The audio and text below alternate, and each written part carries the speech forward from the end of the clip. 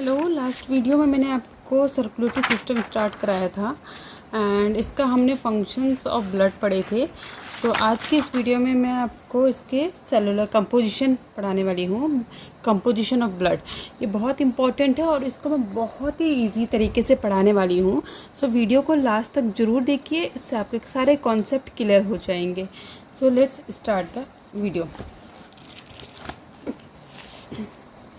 तो सबसे पहले अगर हम देखें ब्लड की कंपोजिशन यानी कि ब्लड किस चीज़ से बना है, तो ब्लड मेनली दो चीज़ों से बना होता है।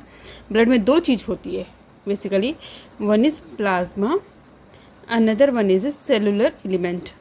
ओके, प्लाज्मा क्या होता है? ये फ्लूइड पार्ट, फ्लूइड मीन्स जो पानी वाला पोर्शन होता है, that is called the plasma. And cellular element means जिसमें सेल्स होते हैं। तो प्लाज्मा जो होता है हमारा 55 to 60% प्रेजेंट होता है ब्लड में, एंड ये हमारा होता है 40 to 45% प्रेजेंट होता है। अब हम बात करते हैं सेलुलर जो एलिमेंट होते हैं, इसमें हमारे होते हैं red blood sales, okay,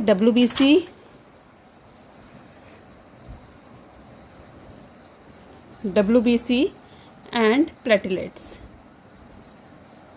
okay, ये होते हैं। अब हम प्लाज्मा की अगर बात करें, इस पोर्शन की बात करें, तो इसमें जो हमारा फ्लूइड प्रेजेंट होता है यानी कि जो लिक्विड पोर्शन प्रेजेंट होता है, उसमें भी क्या क्या चीज़ें होती है। सो उसमें होता है हमारा वाटर, ये ऑलरेडी यहाँ पे लिखा हुआ है, protein, inorganic salt and other substance. तो जो वाटर होता है वो वाटर सबसे ज़्यादा प्रेजेंट होता है, दैट इज़ 90 to 92%। प्रोटीन्स हमारे 7 to 8% होते हैं। इनऑर्गेनिक सॉल्ट जो होते हैं 1% होते हैं, और अदर सब्सटेंस जैसे ट्रेस एलिमेंट्स होते हैं। सो इनऑर्गेनिक सॉल्ट जो हमारे 1% वो क्या होते हैं, जैसे सोडियम क्लोराइड होते हैं, सोडियम बायोकार्बोनेट होते हैं। ओके, इसमें और क्या क्या होता है, ग्लूकोज होते हैं, अमाइनो एसिड होते हैं, फाइब्रोनोजेंस होते हैं, हार्मोन्स होते हैं, यूरिया होते हैं। मीन्स इस 1% में भी इतनी सारी चीज़ें होती है।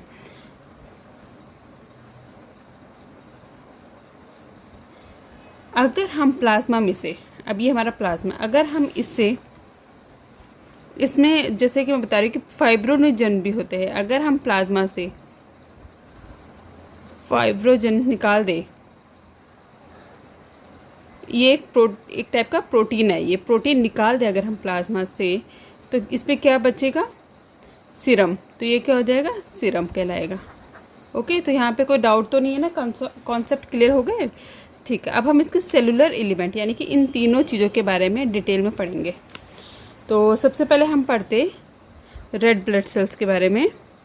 रेड ब्लड सेल्स, इसको हम एरिथ्रोसाइट्स बोलते हैं, वाइट ब्लड सेल्स को ल्यूकोसाइट्स बोलते हैं, एंड ब्लड प्लेटलेट्स को थ्रोम्बोसाइट्स बोलते हैं। तो जो हमारे आरबीसीज होते हैं, इनको शॉर्ट फॉर्म में आरबीसीज बोलते हैं। ये ऑक्सीजन कैरिंग इनमें कैपेसिटी होती है, मीन्स ये ऑक्सीजन को कैरी करके लेके जाती है। RBC also known as erythrocytes. These are the minute biconcave disc like structure, flat in the centre and thick and rounded at the periphery. अगर इसका डायग्राम अगर आप देखो तो इसका ये डायग्राम इस तरीके से होता है, बायोकॉन्केव होता है यानी कि दोनों तरफ से कॉन्केव होता है, डिस्क लाइक स्ट्रक्चर होता है हमारा, ये हमारा सेंटर में ये थिक होता है, और राउंडेड, ये तो मैंने ऐसे इस तरीके से होता है, राउंडेड पेरिफेरी में होता है। ओके, ये इसका डायग्राम है। दीज आर वेरी स्मॉल, बहुत छोटे होते हैं, अबाउट 7 माइक्रोन्स के बराबर होते हैं in diameter. The small size plus the concavity on the other side provide a large surface area which make them very efficient in absorbing oxygen. Okay, ये बहुत छोटे होते हैं, साथ में इसमें कॉन्केविटी भी है जो मैंने बताया, जैसे बायोकॉन्केव होते हैं, दोनों तरफ से कॉन्केव होते हैं। इसकी वजह से ये एक लार्ज सरफेस एरिया हमें प्रोवाइड करता है, जिसमें क्या होता है, हमारे ऑक्सीजन कैपेसिटी ज़्यादा, एब्जॉर्बेंस ऑक्सीजन की एब्जॉर्बिंग पावर क्या होती है, बहुत ज़्यादा हो जाती है। So small size enable the red blood cells to travel through the very fine capillary in the body where they have to travel in the single files. Okay, ये बहुत स्मॉल साइज़ के हैं, तो ये बहुत छोटी छोटी फाइन जो कैपिलरीज होती है हमारी बॉडी में, उसमें भी ट्रेवल कर लेते हैं। ओके, हमारे जो ह्यूमन एडल्ट होता है उसमें 5 मिलियन आरबीसी पाए जाते हैं पर क्यूबिक mm। ओके, अब हम बात करते हैं हीमोग्लोबिन की। आरबीसी में हमारा क्या होता है, हीमोग्लोबिन होता है। सो जो RBC cells have the colourless spongy body और stroma which contain a respiratory pigment that is called the haemoglobin. RBC में एक बॉडी कंटेन होती है जिसको हम हीमोग्लोबिन कहते हैं। जो haemoglobin is formed of the iron containing part haem and the protein globin. Okay, अगर हम इस तरीके से देखा जाए हीमोग्लोबिन को,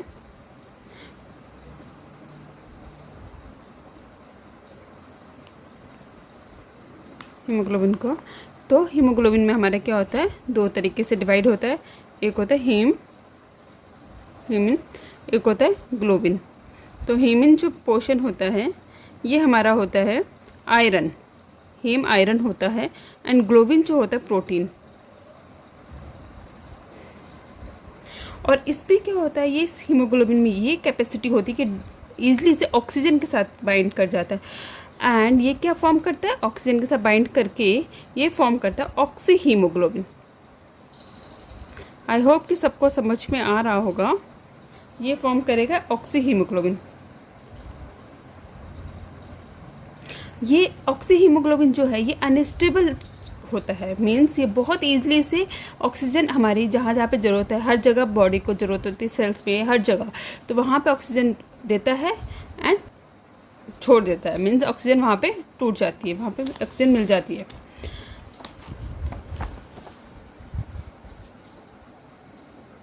एंड फिर haemoglobin can carry a very small quantity of carbon dioxide. और हीमोग्लोबिन बहुत छोटी मात्रा में कार्बन डाइऑक्साइड को भी कैरी करता है in the form of कार्बो amino haemoglobin. किसकी फॉर्म में, कार्बो अमीनो हीमोग्लोबिन के फॉर्म में वो कैरी करता है। Hemoglobin has a very strong affinity for carbon monoxide, forming a stable compound carboxyhemoglobin that cut down the capacity of the blood transport oxygen, sometimes resulting in death. This is known as a carbon monoxide poisoning. Okay, carbon monoxide poisoning क्या होती है, haemoglobin की एक बहुत strong affinity होती है कि वो कार्बन मोनोऑक्साइड फॉर्म करता है। अगर हम बाय चांस कभी क्या हो जाता है कि कार्बन मोनोऑक्साइड हमारे ब्लड में आ गया किसी भी थ्रू, तो हीमोग्लोबिन की क्या कैपेसिटी होती है, ये इसके साथ बहुत स्ट्रांगली अटैच्ड हो जाता है एंड क्या फॉर्म कर देता है, कार्बोक्सी हीमोग्लोबिन फॉर्म कर देता है। ये जो कार्बोक्सी मोनोहीमोग्लोबिन होता है ये क्या करता है, जो हमारी ऑक्सीजन कैपेसिटी होती है हीमोग्लोबिन की, इसको कट कर देता है, जिसकी वजह से पेशेंट को की डेथ हो सकती है। इसीलिए इसको बोलते हैं कार्बन मोनोऑक्साइड पॉइजनिंग। ओके, जैसे sleeping near the burning furnace in A small rooms without ventilation can result in the carbon monoxide poisoning and may even cause death. इसीलिए कहते हैं कि रात में कभी घर में सर्दियों में अंगीठी जो बोलते हैं हम, कोयला, उसको घर के अंदर नहीं रखते हैं क्योंकि वो कार्बन मोनोऑक्साइड रिलीज़ करता है और वो हम उसको इनहेल कर लेते हैं, जिससे हमारा हीमोग्लोबिन उसको बाइंड कर लेता है एंड उसके साथ टोटली अटैच हो जाता है। तो वो क्या करता है, वो ऑक्सीजन की जो कैरिंग कैपेसिटी होती है उसको वो नहीं लेके जा पाता है एंड उससे डेथ भी हो सकती है। ओके, ये यहाँ तक हमारा हीमोग्लोबिन के बारे में था। कभी कभी शॉर्ट नोट में आता है हीमोग्लोबिन के बारे में, तो आप इतना भी लिखोगे तो काफ़ी अच्छे नंबर आपके मिल जाएंगे। अब हम बात करते हैं life and death of RBC की लाइफ एंड डेथ के बारे में। So in the adult RBC are produce in the marrow of long bone. अब मैंने मेरी पिछली वीडियो को अगर आपने देखा हो तो मैरो किसको बोलते हैं, ये हमारी कोई भी लॉन्ग बोन्स होती है, जैसे हाथ की बोन होती है, लेग की बोन होती है, लॉन्ग होती है, इसके अंदर एक ट्यूब लाइक स्ट्रक्चर होता है क्योंकि अंदर से होलो होता है, मीन्स खाली होता है। तो इस ट्यूब के अंदर हमारे मैरो प्रेजेंट होता है। तो इस मैरो से हमारा क्या बनता है, RBC, specially in the ribs, breast bone and ilium of the hip. Okay, इन सारी बोन से बनता है। In the embryo they are produce in the liver and spleen. लेकिन जो एम्ब्रियो मीन्स छोटा सा बच्चा होता है, जो पेट के अंदर बच्चा है, एम्ब्रियो है, उसके कहाँ पे प्रोड्यूस होगा, लीवर में और स्प्लीन में। लेकिन in children the RBC are produce in bone marrow.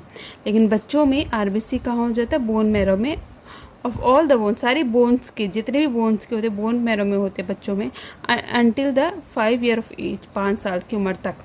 लेकिन the mature red blood cells have no nuclear, लेकिन जो भी मैच्योर आरबीसी होते हैं उनमें न्यूक्लियस नहीं होता है, but when they are being produce they have one, लेकिन जैसे जब वो बन रहे होते हैं तो वन होता है, एक न्यूक्लियस होता है, लेकिन जैसे जैसे वो मैच्योर होता है उनके न्यूक्लियस ख़त्म हो जाता है एंड वो इन्यूक्लिएटेड हो जाता है, यानी कि उनमें न्यूक्लियस नहीं होता है। तो ऑलवेज याद रखिए कि आरबीसी में न्यूक्लियस नहीं होता है।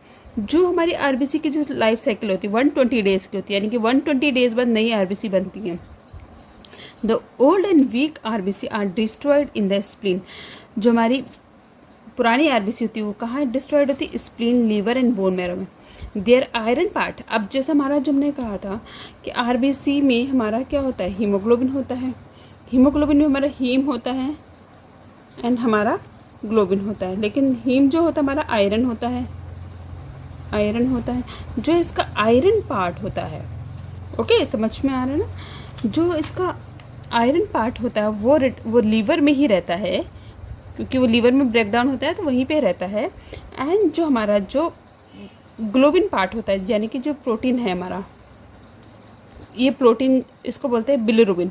तो बिलिरुबिन जो होता है बाइल पिगमेंट होता है, ये हमारा एक्सक्रीट हो जाता है यूरिन के थ्रू, ओके। तो जो नॉर्मल अडल्ट होता है उसमें जो approximately 2 million RBC are destroyed every second, 2 million RBC हर सेकंड में डिस्ट्रॉयड होती है। In other word about 1% of the total erythrocytes our body are destroyed every day, okay. ये था हमारा आरबीसी के बारे में। एंड नेक्स्ट वीडियो में मैं आपको डब्ल्यूबीसी पढ़ाने वाली हूँ, क्योंकि अगर मैं इसी में आपका सारा क्लियर अगर मैं आपको इसमें सब कुछ बता दूंगी डब्ल्यूबीसी एंड प्लेटलेट्स, तो ये वीडियो बहुत लंबी हो जाएगी एंड आपके लिए डिफ़िकल्ट हो जाएगा। तो थोड़ा थोड़ा करके हम आगे बढ़ते हैं। तो अभी डब्ल्यूबीसी नेक्स्ट वीडियो में कवर करूँगी। Thank you so much for watching my video.